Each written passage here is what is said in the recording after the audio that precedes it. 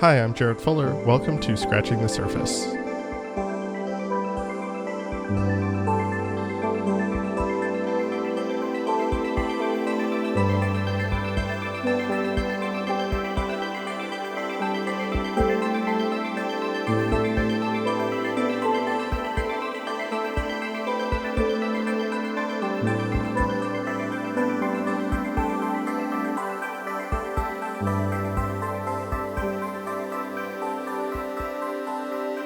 A few years ago, I once described Scratching the Surface as a podcast for designers who don't want to be designers anymore.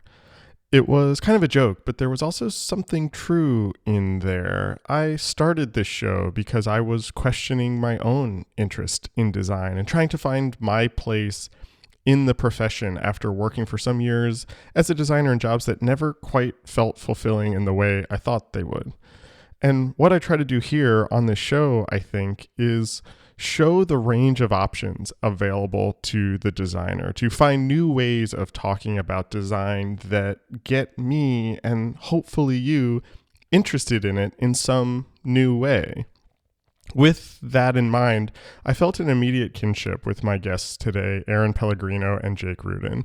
Erin and Jake are the founders of Out of Architecture, a career consulting firm and resource network where they help architects find ways to use their skills, their training, their experiences outside of the architectural profession.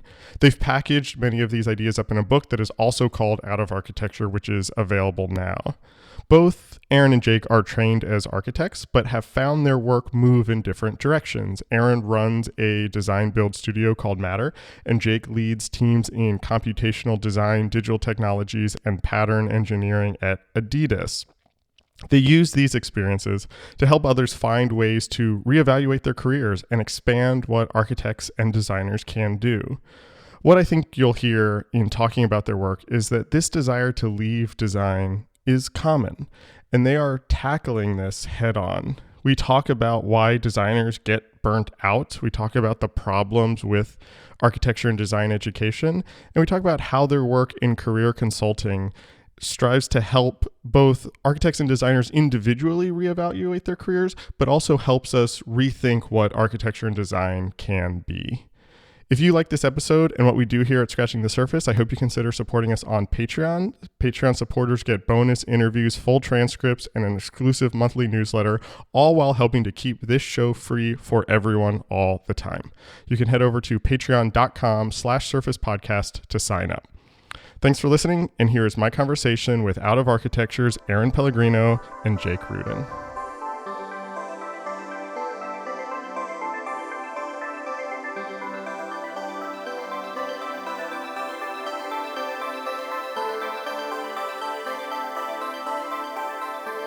I actually want to start with something that you write at the beginning of your book, Out of Architecture. And we'll talk about what Out of Architecture is more generally in a second. But on the first 2 pages, I'm going to combine 2 quotes here. You write that a lot of people who you talk to have a deep passion for the art of architecture and a secret desire to leave the profession.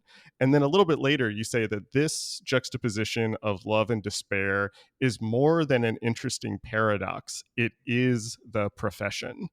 Tell me about that. Why is that juxtaposition such a paradox or so core to the profession? I think it has something to do with just how we're trained to be infinitely curious about things, which we do, at least in school, under the umbrella of, studying architecture. But sometimes that means you are given the brief to design an opera house and you do a really deep dive on musical theory, or you do a deep dive on, the quality of sound in space, and you become a little bit of a dilettante expert, if I can use that as an oxymoron, in order to, achieve the goals of that space in that project. And then that project finishes and you move on, and maybe the next semester you're designing a laboratory or something else, right? So there's this, I think this training that forces you to hone being infinitely curious about things and kind of treating that as a series of obsessions. And I mean, I like to think of it as like being somewhat professionally ADD, right? But Yeah. you get to kind of try on all of these different hats, particularly in school, or we see that also with some of the architects or the star architects that get the dream commissions, right? They get to explore and play with all these different aspects of life. And I think that to me is very much the artistic side of it, right? It goes Mhm. wherever you go, wherever the project takes you.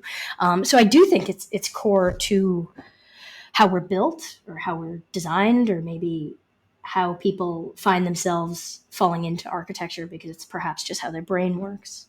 On the other side, you have this profession that is waiting to receive these incredibly, well trained, multiverse individuals, multi talented, as Erin said, dilettante expert, and I prefer the term expert generalist.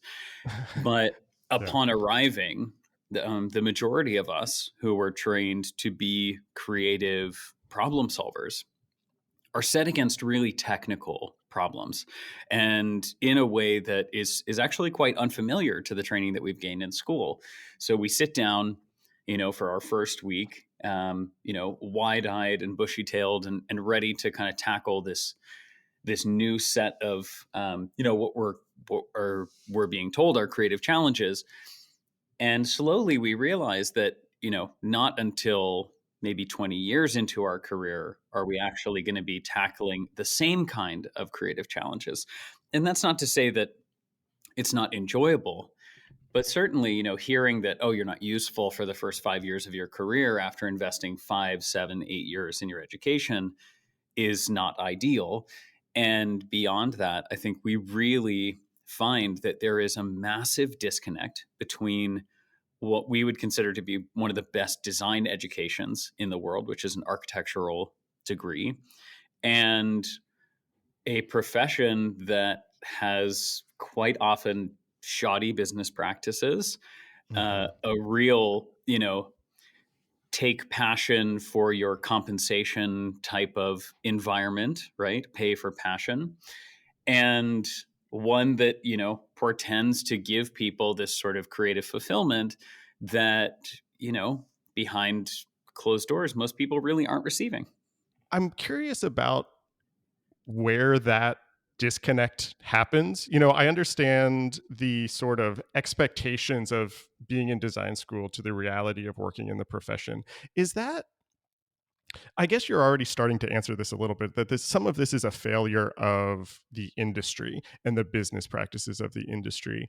Um, wh- where does that sort of fit into the education system? Is there a change there that sort of prepares students to go into this profession in different ways, if that makes sense? Well, I think the culture starts in how we're educated, and who educates us, right? So it's still a profession that is rooted in the artisan, right? So in Mm, school you're taught by other architects, right? So their culture and their sometimes their bad habits, often their bad habits and right. their good ones, get passed down, right? So I think for us in particular, and when I say us I mean maybe mine and Jake's generation, it started with a cultural sensibility that, particularly at the school that we were educated. So we went to Cornell undergrad, which comes with all of the sort of elite and somewhat pretentious connotations that comes with. But it was made pretty clear to us that if we weren't aiming for going to work at OMA or Herzog or Mm, the places that do capital A architecture, then we weren't ambitious enough, right?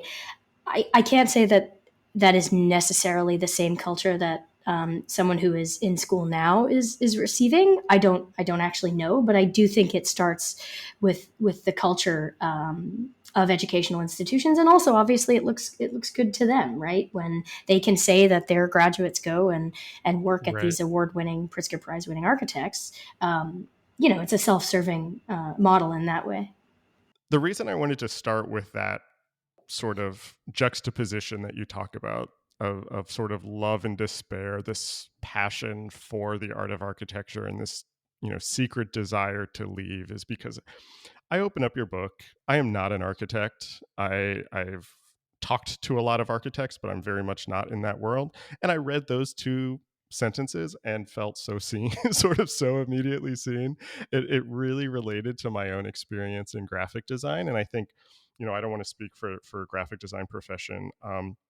I think some of those bad habits are definitely there. I don't think it's as extreme as in architecture, but it is definitely there. But I really relate to people who sort of are open about that sort of love and despair, and anyone who sort of doesn't have that in the design fields, I'm like a little bit skeptical of in some ways. Like I don't quite trust them. Um, and I don't know if I've ever said this publicly, but I see this show in many ways as like a show for designers who don't want to be designers anymore. It's a way to sort of wrestle with this predicament that we find ourselves in. And Mm. you are sort of doing that also, but in a very different way. And so your book is called Out of Architecture, and this is part of your larger company called Out of Architecture. Can you tell me sort of what Out of Architecture is generally first, and then I have a series of specific questions sort of around that? Yeah, Out of Architecture started as a way for Erin and I to grapple with some of the disconnect that we were seeing between our education and the profession, which we, for a very long time, um, had intended to call kind of our sole Mm, practice and passion for the duration of our careers. What it began to take the shape of was advising both each other and friends and colleagues on different ways of exploring ideas of architecture through their careers. And that could have been through other jobs, through other industries, through other modes or methods of practicing architecture, or just finding a better fit for their mm, own personal careers. It actually, has evolved over the last almost 6 years at this point, to become quite a bit more than that. But at its core, we consider Out of Architecture to be a kind of a career resource foundry or a career consulting practice that supports not only architects, but designers of all ilk. We've had many landscape architects and interior designers and mm. urban planners and graphic designers and I think a lawyer or two, Erin, if I'm Oh, not mistaken. nice. Um, Lawyer turned designer. Yeah. yeah. And so we support those individuals. We're not recruiters or headhunters in that sense. What we do is we sit down and we help people to tell their story and to make sense of whatever the next chapter is. And that chapter may be a career transition from, architect to UX UI design, or Mm, from, BIM manager to an AEC technology company, or any number of transitions. I mean, I could list absolutely hundreds here, but rather than doing that, I think I'll emphasize that a big part of this is breaking down that wall that you mhm, mentioned at the beginning of this podcast, which is it is very difficult because of the way we are trained, because of the way we are taught. I think this is true for almost all designers, that you go in and invest your whole self in mm, your education and in your profession to a point that that noun, that title becomes a real part of your identity. And architects especially hang their hat, or lack of hat, on these titles. So when an architect sort of, whether it's burns out or becomes tired or is simply just seeking more or different, it can be almost impossible for them to think of any other term to call themselves. And whether that's a term that they're just simply plugging into a LinkedIn search is almost irrelevant. It's more the core feeling and the sense that, wow, I'm ready to leave behind a part of myself, or am I? right, And right. who tells me that's okay? Is it my parents who have supported me since I was building with Legos and wanted to become this design starchitect, and who helped me build a portfolio and drove me around to all of the, beautiful buildings in the area, or sent me off to school, or all of these things? Or is it my mentors, all of whom have told me that I'm supposed to go to one of these 3-letter firms and, live out my days until I become a principal or partner? And what does that even mean? Because apparently the principals and partners aren't even compensated that well. And they don't seem to be particularly happy with their design careers. And that spiral, that spiraling feeling, the death trap, Yeah. that's what we specialize in. Well, I mean, yeah, I mean, I have so many questions about that. I realize probably every client, every sort of career trajectory is different, but what does that sort of look like in practice? Can you talk sort of generally about the types of conversations that you're having with people who come to you and want this advice or want this permission, even, is a little bit of what I'm hearing you saying. Um, how do you sort of navigate that conversation? What types of things come up in those conversations? Yeah, I mean, it's interesting because, to your point, everyone's search is different, but we have had people fit maybe into categories or different flavors. Mm, Everyone, comes to us really through an intro call, which is 30 minutes that they can book. And for a really long time, when Out of Architecture started, Jake and I took these together. So it really is always at its core just a conversation. mm, The benefit of having done this now for, almost 6 years, as Jake says, is that there's now some history and some podcasts out about what we do and the process. But even then, we will have people come to us in kind of maybe one of several flavors.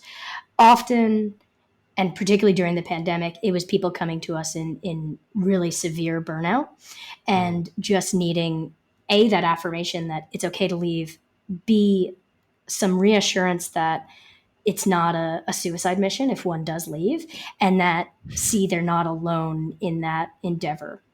It's interesting how much, I'll use the word shame, seems to be around wanting to kind of leave this community, and sometimes, yeah, it's mm, from parents or from mentors, but often, we've had people come to us and say, I'm afraid to follow you on social media so that, if my friends see it or if my boss mm. sees it, right? There's definitely a fear, and a bit of a guilt or a shame component, which I think starts to look at the cult-like nature of architects. But Jake and I, we do refer to ourselves, or we've had clients say it feels sometimes like career therapy. Full disclosure, we are Mm, not therapists, but we can relate to people who come to us in that moment of crisis. So those are the burnout folks.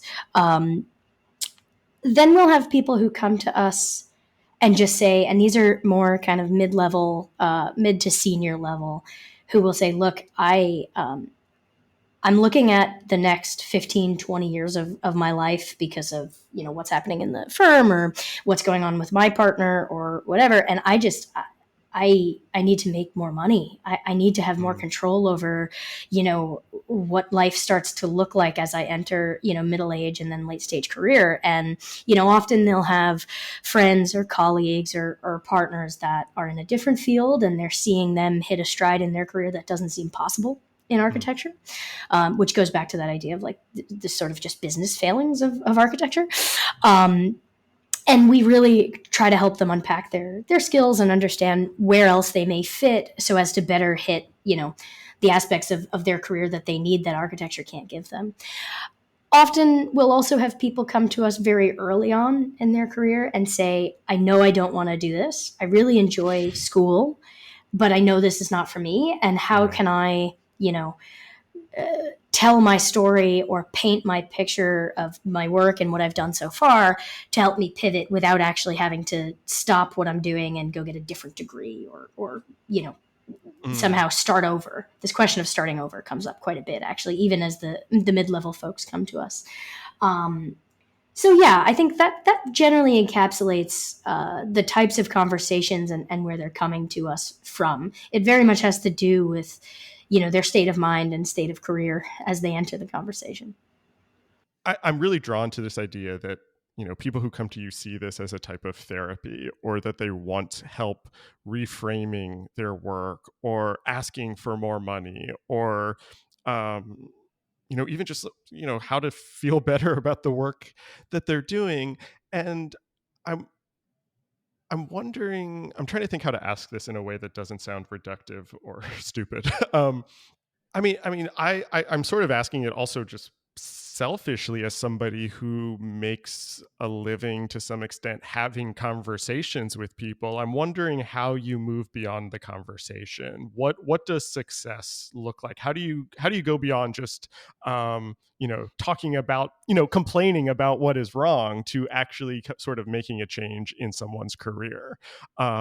What does that look like, or how do you start to sort of navigate the um, I'm just going to be cynical about everything, but here are some things that I can actually do to have the career or the life that I want, if that makes sense. Well, opening the door is just kind of the first step, right? And certainly, we find that most architects keep that door to other opportunities quite tightly locked. But Mm.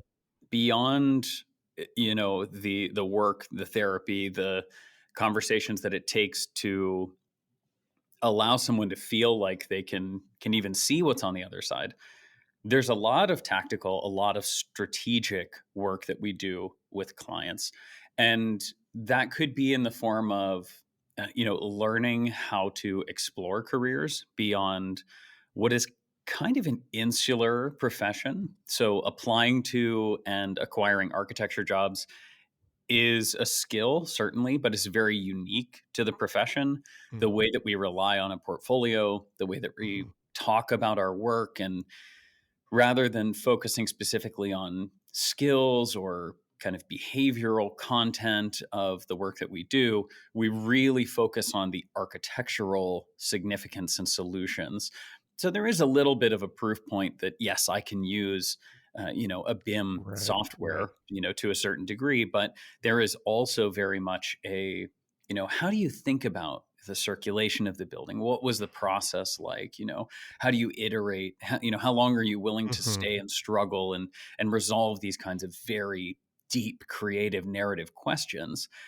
And when we, are working with clients, we have to remind them that those are time management skills, project management skills. That the way that they execute on an idea from start to finish, or even into signage and wayfinding and digital graphics and all of these things, that could be design strategy. Mm. The Mhm. elements that are more temporary, those could be experiential design. When they think, oh, I'm just playing around with a concept in AR or VR or learning Unity, that is a branch, to a Right. whole nother world. And the, the elements that go beyond that then are also ones of networking, and interacting with people and explaining what an architect is, in the Mhm. context of other interviews or other, conversations beyond the scope of just, architect on architect. Well, and I would add too that I think just the structure of that, the conversation is what a lot of our clients kind of need. Again, back to how we're trained, there are very few exams in architecture that test design ability, if any, right? Mm. It is all about what do people think about what you're thinking about, right? Which is sometimes not even a fully formed thought, right? Desk crits, pinups, this language of, hey, this is what I'm grappling with. What do you think? This idea of needing a dialogue and a community to support that is actually one of the things that I really appreciate about architecture and the way we were, I'll say, raised. As an introvert, it was very new to realize that anything that was going on your desk or in your head was then going to be, you know, workshopped in Right. Yeah. public to varying Yeah. degrees. But I mean, the other side of that too is that our clients come to us for this conversation, for this thinking out loud. And Mm. then we tell all of them that this is something they can very much do on their own. What we offer is our counseling, having done it, quite a bit with many other people. And now what it has grown into is really a community of people that support this endeavor. And we're not the only community out there that does that. But I think one of the unintended consequences of what we've started and built is that there are many people now who feel kind of strongly about redefining that term and are Mhm. looking for ways to just show that there's support and perhaps dare I say, a cultural shift in getting architects involved in more conversations and potentially under different titles. Yeah, I want to come back to that idea of a cultural shift in a second, but I think that, like, what you just articulated is why I'm so drawn to your work. It is just like the making the space for that type of conversation. I think your book does that in a different way for people who, maybe don't have the resources or the time or are comfortable like actually reaching out to you, or, it's a way of sort of making this community as you described it. And in the book, and I've heard you say this elsewhere, about wanting people to see their careers as a design problem or as a design project also. And then earlier this year, you wrote sort of the flip side to this a little bit in the Architect's newspaper, that studios should think about running their business as a design problem. Can you talk to me about that? How can we think about our careers and our businesses or our studios as design problems, or how does it change how we operate in those spaces when we start to think of them that way? I think the response to the career element, treating your career like a design problem, is actually really freeing and exciting, Mm, because we all start, designed thinking, gosh, I would love a blank canvas. I would love a big piece of, white paper and some markers, and I'd love to tackle this problem. And then you realize that there really is no such thing as a design problem that has right, no context. right. There really is no opportunity in life to design something completely free of any constraints or any parameters. And you start to realize that actually you kind of crave the challenge, you crave the problems. And when you start to look at your career in that way, you begin to get these opportunities of like, okay, well, if I parameterize my search and I start to look at location and the things that I enjoy doing and the way that I want to spend my Mm, time, and who I want to be interacting with, and where I maybe want to be in the future, you can dial that into a pretty clean design brief.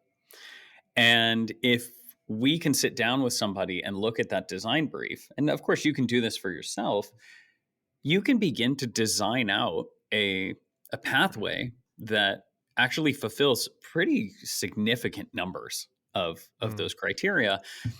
What I think people have difficulty with is they want to find a single company or a single 30-year career path that is going to hit all of those markers for them, and that's often very difficult. Some people luck into being lifers at a big company or even a small firm, or maybe they can start their own business and really fulfill all those needs.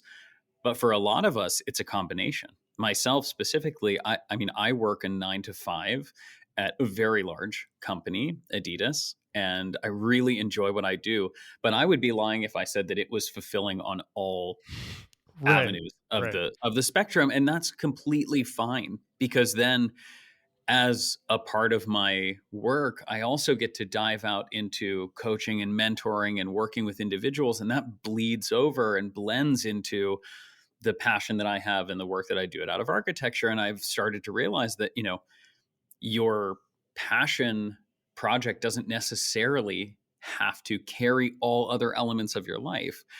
And when we get clients that start to realize that, it could be, well, maybe I'm going to put some hours into this one endeavor and some hours into another. Or maybe it's, hey, I'm going to spend 2 or 3 years and just really dive into this niche that I'm curious about, and know that it's okay if I don't make it to principal UX researcher, because that's the terminal position in the Right. pathway that I've chosen.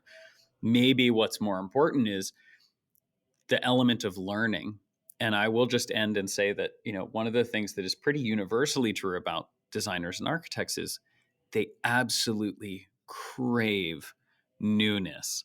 And I think we often, as a kind of younger generation, get stereotyped as, impatient, or, unwilling to put the work in for long durations or things like that. And I would flip that around and say, I just want to be able to learn in the work that I'm doing. And I've been in the same position now for 7 years here at Adidas, and have loved it because I've had the opportunity to learn so many new things, so many new skills. And we find that often people who are looking to change are really just looking to kind of change the tone or the type of work that they're doing.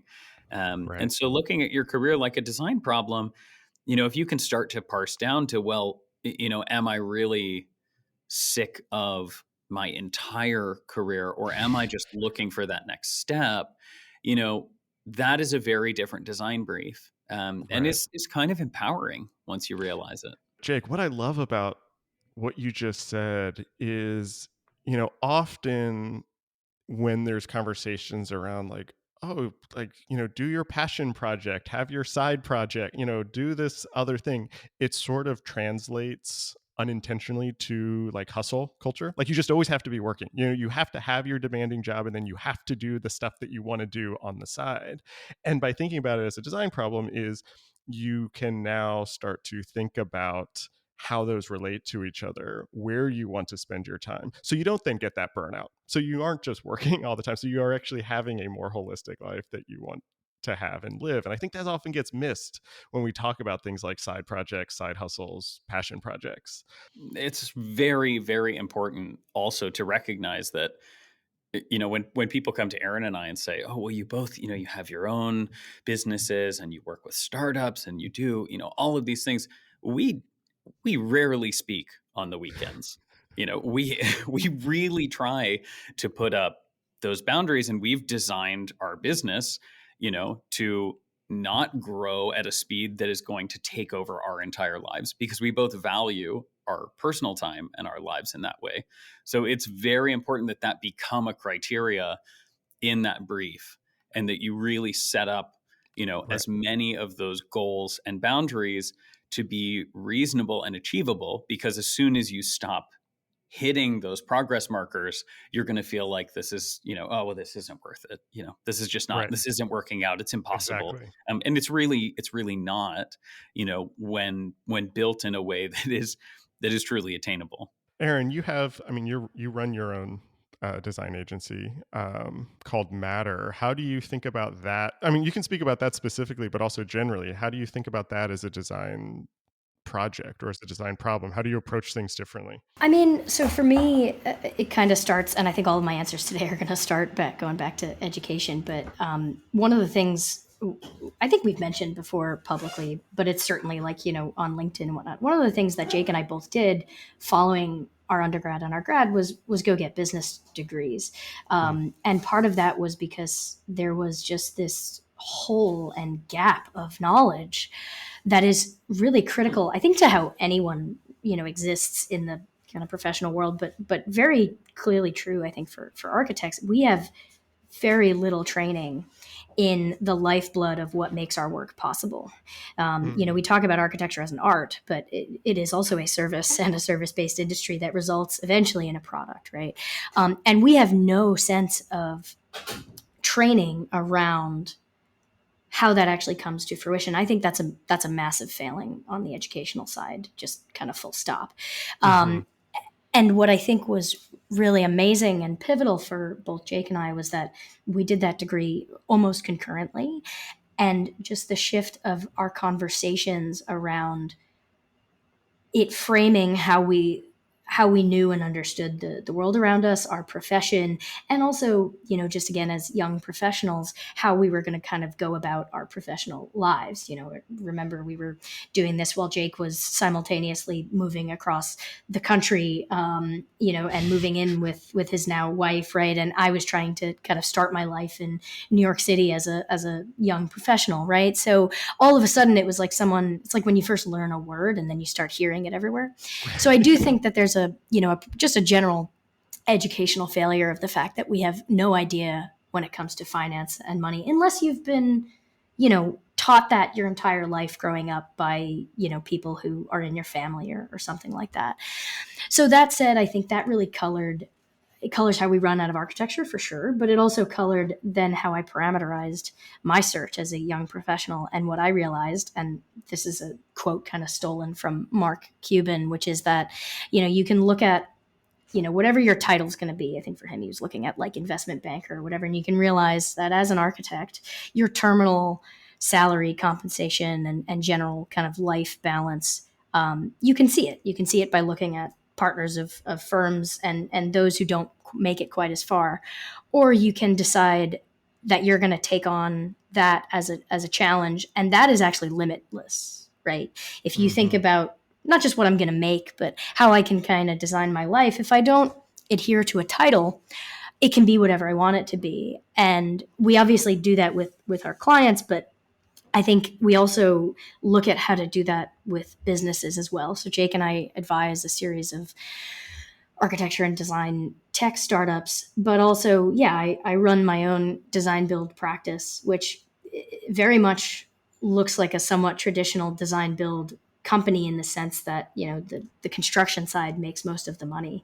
The design side, by taking over, the construction side, one, we get to have a bit more fun with it. Two, I get to scratch an itch of I really like to build things. I think if I'm honest with myself, I went into architecture because I liked just making things. And I thought that was the professional way to do that. And, that was how I figured out I could have a studio that can support that endeavor. That said, though, I think if we were to think about architecture more broadly, we are operating at a place in time where the way firms got their start and sustained themselves, I don't think is really possible or sustainable anymore. You think about when the KPFs or the SOMs or the, even something like Paycom Freed or even the smaller studios, when they got their start, if they were not, self-supporting or, subsidized in some way, there were ways of competitions that led to work. And this is also, you see this in different countries, but in the US in particular, you can't just kind of hang out your shingle and immediately get enough work to fund, your 40-person firm. Matter of fact, the 40-person firm or the mid-sized firm is essentially dying, and you have many other professions and specialties coming in and taking a lot of the contract size. So, I just had to explain to my ProPrac students what a CM does or an owner's rep, right? So we as a profession need to reconceptualize what it means to have a business in architecture that is sustainable at all levels. I don't mean sustainability in this case from a climate change perspective, although of course that's important, but our people can't eat, and that's a business problem. I've heard you talk before about how when you're talking with clients, when you're talking about people who are coming to you asking these questions about when it is the right decision to leave the profession versus when you are trying to change the profession. You've talked about this as like working in architecture versus working for architecture, and that dichotomy is very interesting to me. And the leaving the profession, like I get that. I think the idea that these skills are applicable outside of what we narrowly define as architecture makes a lot of sense. The changing the profession seems really hard. And then the way to sort of conceptualize that seems really hard, because I think there's the sort of the like cultural change of what we mean when we say architecture and design and the sort of fluidity of these boundaries. But then there's also just the sort of systemic issues of the profession, which we've sort of, touched on throughout this conversation. We're having this conversation in the midst of a larger movement, looking for change in labor practices, multiple strikes in different industries, movements to start unions in architecture. How do you think about these issues on a systemic level? I realize you're talking to individuals about how they can make change. How do you see that laddering up to actually change how we work and what we work on? Yeah, I mean, well, one, it starts with Out of Architecture has given us a platform, which is great. And we've tried to use that platform at various points to call out certain things. And I think it started really with calling out. Jake and I joke that Out of Architecture started simply because we like to complain to each other a lot. So now we professionally complain about the profession. I We relate to also that. find it interesting. Yeah, right. And I mean, look, we're problem solvers, which means we're problem seekers. Right. And that means you start with pain points. But I mean, it's interesting because we were invited to an AIA panel at the beginning of the summer, and both Jake and I were like, really? Do they know how we feel about them? Because we've been outspoken. I think it starts there. Do I think that that's enough? No. and I tell all of my students that architecture is not going to change from the top down. It's going to change from the bottom up. And that's why I invest my time, and Jake does as well, frankly, because I bring him into many of our pro prac sessions. But that's why we invest our time with people at the individual level. And I think that also comes from wanting to feel like we are making a difference, because if you just look at the greater picture, sometimes it seems like nothing is happening, or not enough is happening. I think, I give the people who are part of the architectural labor, drive, as well as the architecture lobby and United Architecture Workers, I give them a lot of credit in the sense of, often I imagine it feels like beating your head against a wall because you don't see a ton of successes there. But I think the work they're doing is equally, important. I think we like to see, or I especially like to see, a little bit more success or traction happen at an earlier level. But that doesn't stop us also from just having opinions and voicing those opinions. You mentioned the Architects newspaper article. That was bubbling for a long time.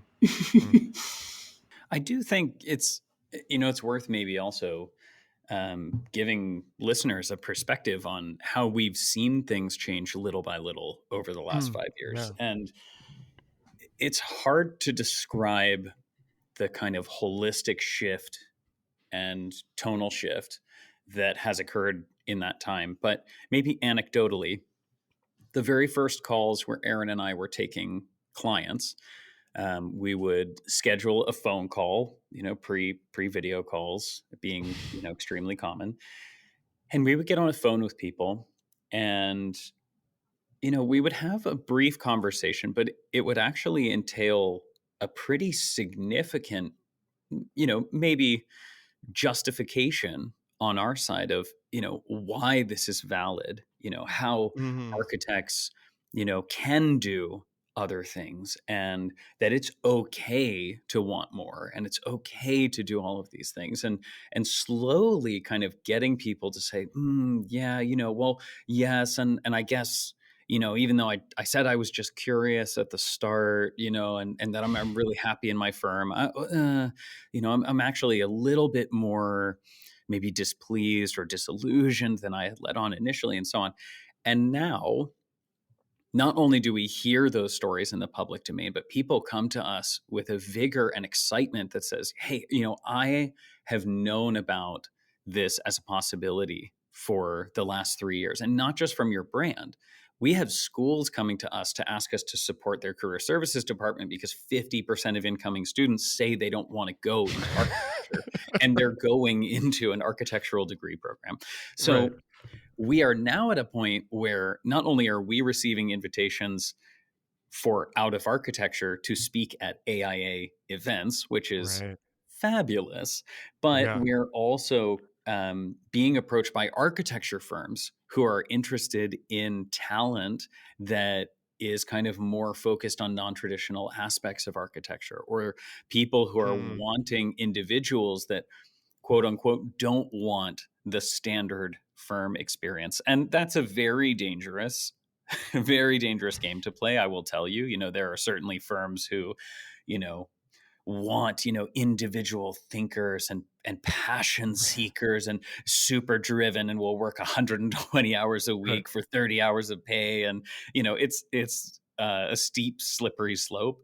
But on the other side of that, there are firms and companies like Erin's, or like some of the different design agencies that we work with, that really are looking for individuals who want to exercise their skills beyond just doing drawing sets and creating CDs and sending out, and evaluating red lines and all of the elements of traditional architecture, and who want to play around in these, various kind of adjacencies to what, at its core would be considered architecture, but what we in design school would have just felt, was an average day.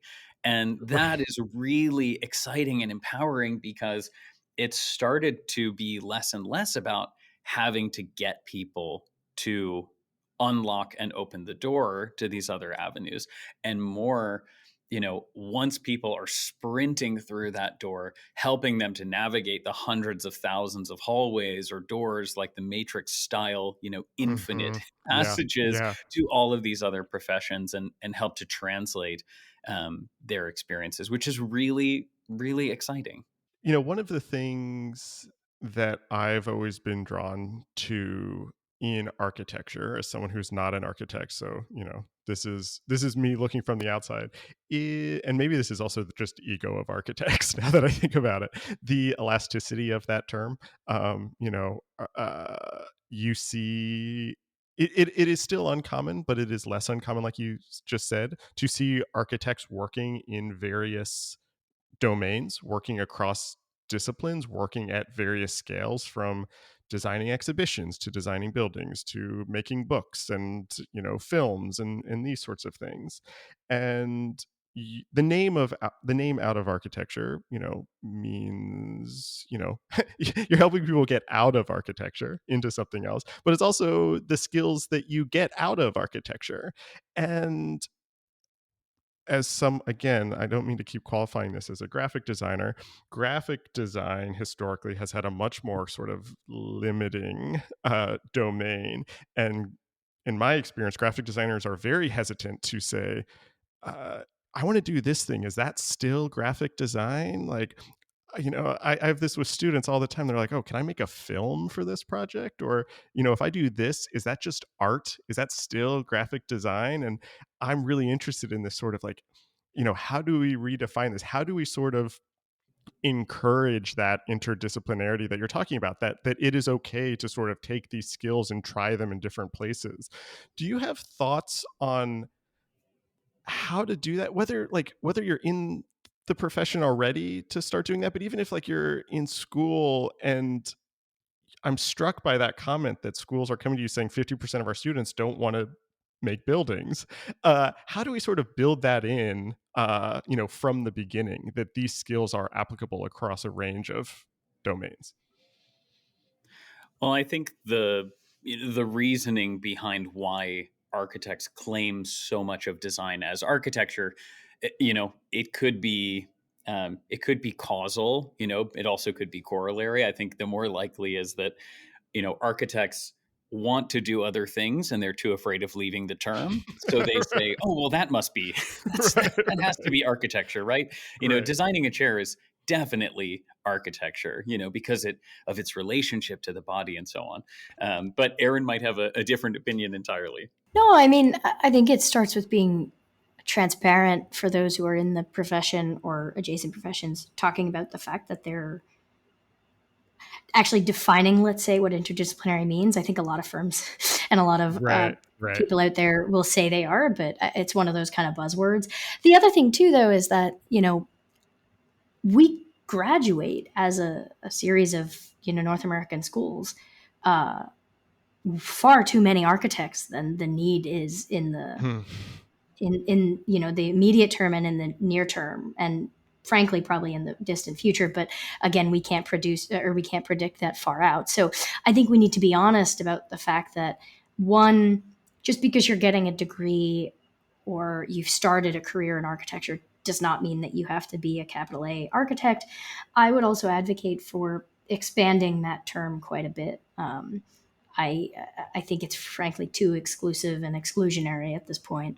Mhm. And I think also the AIA is supposed to be doing this, at least in North America. But if you ask a layperson or someone who is not trained as a designer or someone who does not know an architect what an architect does, they say blueprints.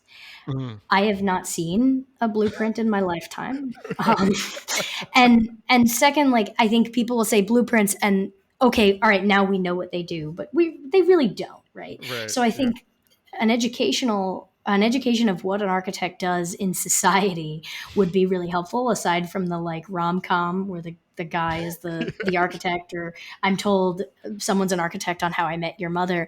I think we need to really let people know in greater society, but certainly in the business realm, what an architect does. And I think color that in a light of the fact that we are simply problem solvers that have an incredible knowledge of the built environment and how humans relate to one another. And when you describe yourself that way, you then now fit into many roles. Right. So I do think it's about kind of, for those who are there, putting your money where your mouth is. And also I think schools becoming less elitist around what it means to earn that degree, and then licensing boards becoming less Mhm. difficult and exclusionary.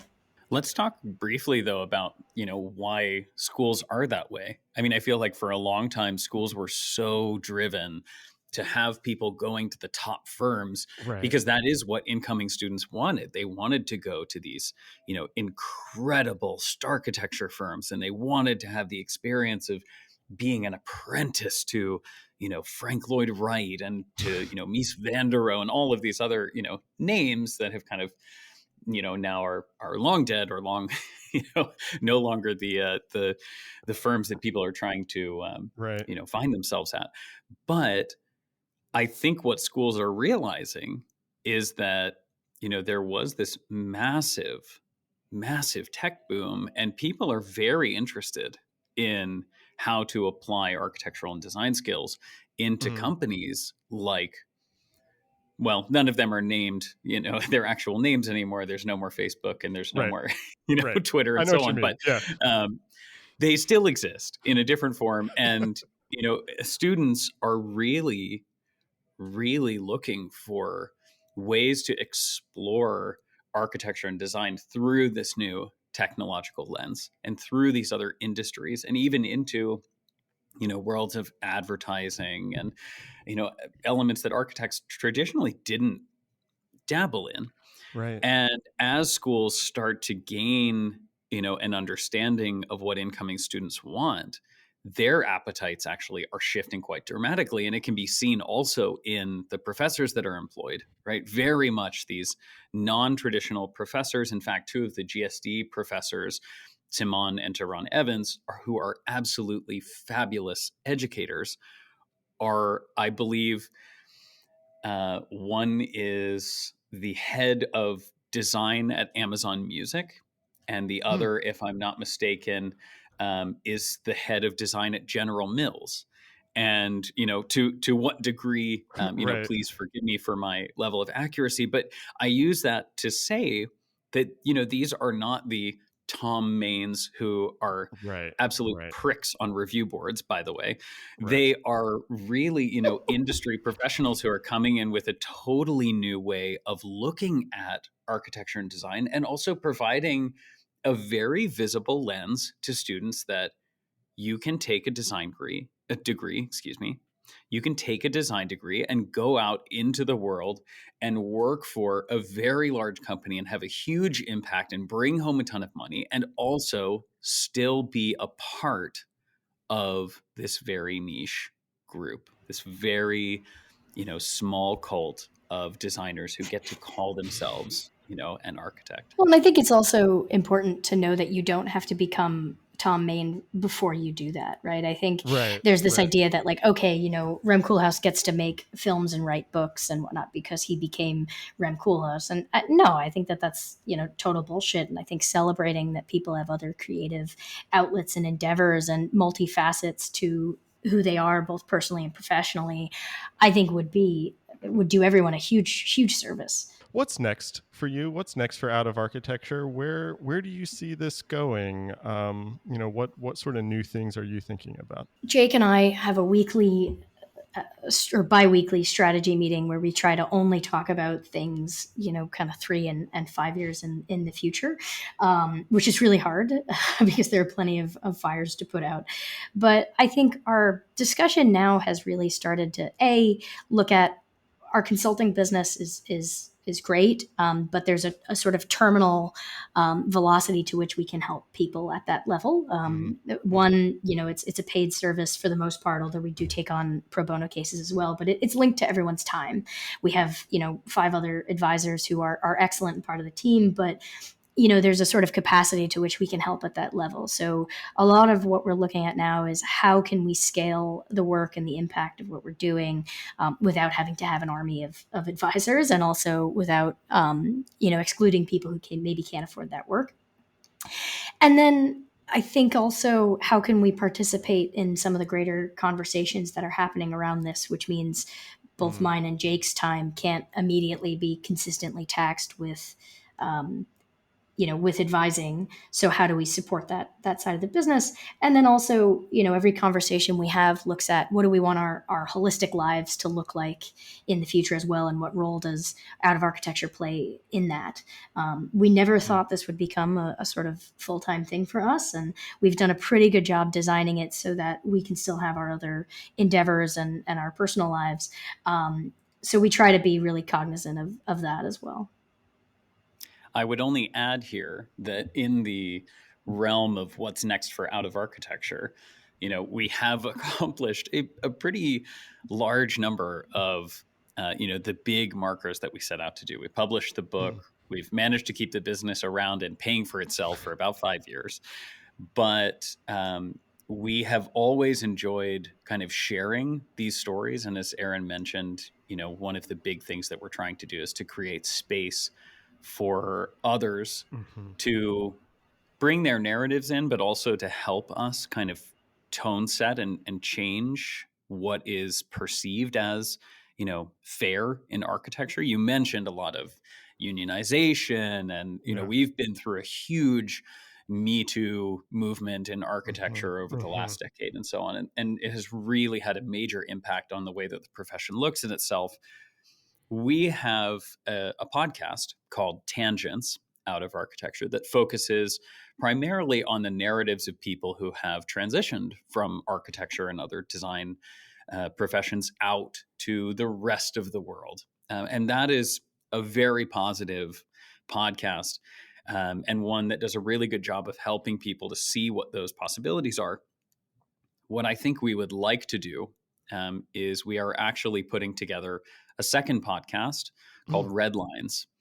And, in I think in name, it is both meant to evoke kind of the, red lines that architects address as a part of their work, but also, these sort of cautionary tales. And what we're hoping to do is to create a space for some of the more underground stories, some of the more, lesser desirable trends, workplace issues, occurrences that I think are very isolating to designers when they're, first starting in their profession, or even when they're years and years down the line and trying to, understand where things went awry.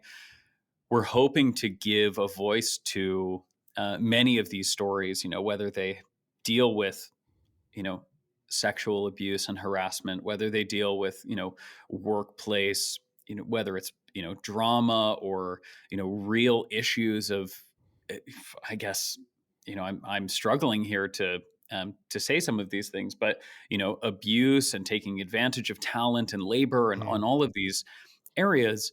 We have heard thousands of those stories, and, unfortunately, not everyone has that. I would call it a privilege to sit on that end and receive that information.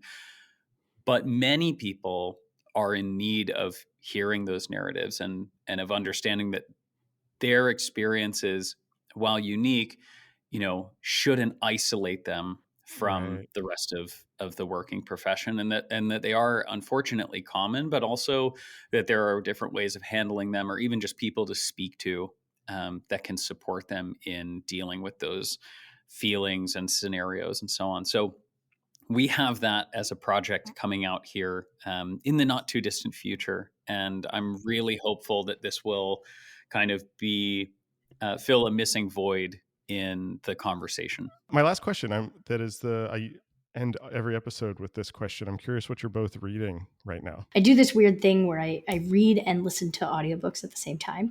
Um, and I do a lot of driving and a lot of commuting. So audiobooks are great. And certain things I like to listen to as opposed to read, particularly really dense subjects. So I'm listening to Poverty by America, which has been a really interesting lens into what we define class, poverty, its implications in the built environment, and also just sort of the social structures around what it means to be poor. And what's interesting there is that he does this really interesting talk about like being poor is a failure, but being in poverty is something that is pitied. Like he talks about essentially the wording Right. we use around poverty, which is a little bit like the difference between eating cow versus beef. The fact that we've changed the word to make it Right. sound a little bit more palatable, which kind of it just dovetails into kind of what I research and what matter kind of works on. So that is what I'm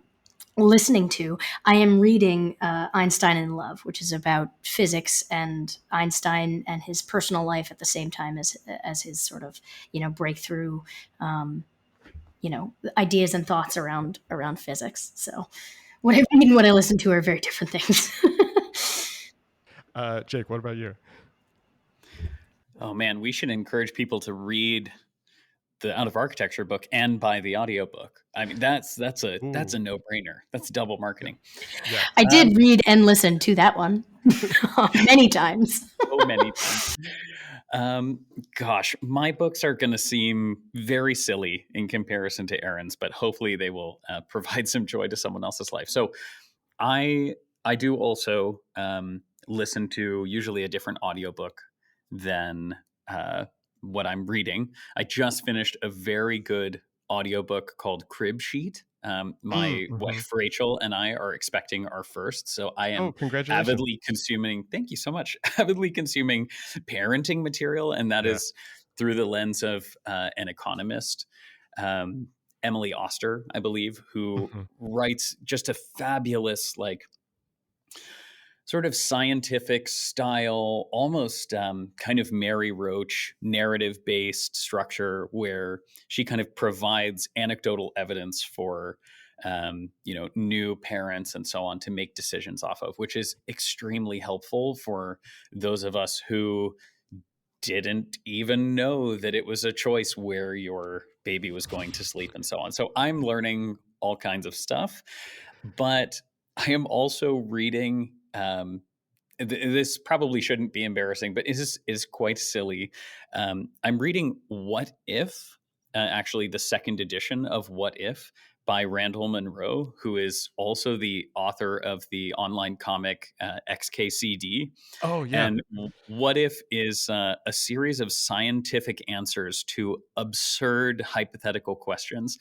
And I have to tell you that as a designer, not only are the comics that are drawn in this book just absolutely hilarious and phenomenal, but it is a very mind expanding experience to read a question like, what would the world be like if the universe were filled with soup out to Jupiter?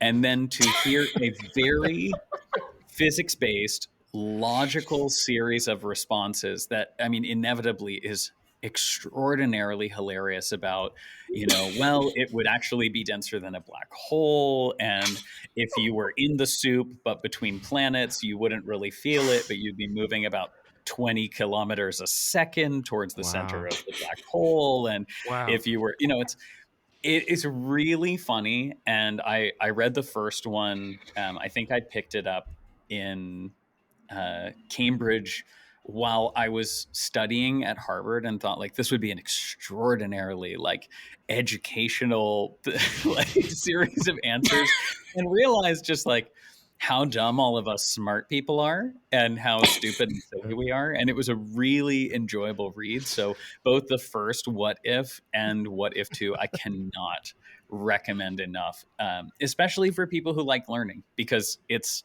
well outside of my area of expertise. There's a lot of astrophysics in it. There's a lot of just normal physics and geology and different areas of science that are very foreign to me. So I assume actually that most of the answers are, they might as well be 100% scientific. I would have no way of telling, which Yeah, makes it a right. really, really fun and enjoyable read. I don't think those are silly at all. Actually, I think all three of those books are great books. You already did a great job promoting your book, Out of Architecture, the value of architects beyond traditional practice. But I do, I want to say it was a book that I really, found valuable, and I think it's valuable to people outside of architecture and just in design generally. I think the work that you're doing is really important and needed, and I appreciate you taking the time to talk to me for the show. Thanks for doing this.